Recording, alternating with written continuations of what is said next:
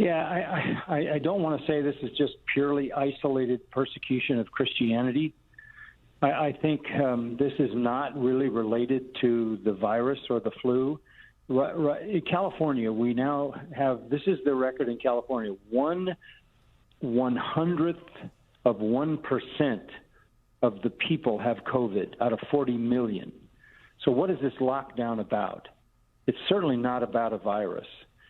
The CDC put out a statistic 2 weeks ago that said out of the supposed 170,000 people who've died in the United States, only 9,210 actually died from COVID alone. 6%. So right. Yeah, 6%. So we've been lied to all along. This is a reset. This is an attempt to do damage to the culture, to break it down, to reset it, to rebuild it. And there's lots of people working on that level. The environmentalists are working on that level. The race baiters are working on that level. This is a really good answer. It's very important.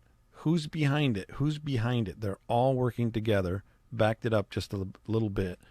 Who's behind this? What is the goal? There's lots of people working on that level. The environmentalists are working on that level. The race baiters are working on that level. The anarchists are working on that level. It's an effort from every possible angle to do damage to what is this great country, to reset it in some fashion that none of us would want and none of us would recognize. And the church gets caught in this because, look, Sebastian, there are only 4 restraints God put in the world. The first restraint is the law of God written in the heart of every individual who knows what's right and wrong, and the conscience, which activates his sense of right and wrong. Then there's the family, where you have an overseeing father who's responsible as protector and provider for the family, and you have a family unit that trains young people, disciplines them so they know there are consequences to evil behavior.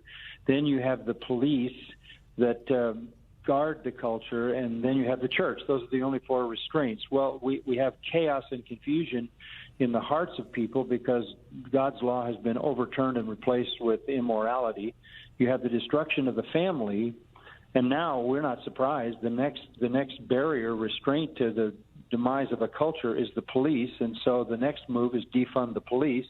And the only thing left is the church, and go after the church and try to get the church not to meet. And you've removed every God-given restraint against a culture just completely disintegrating like the Lord of the Flies.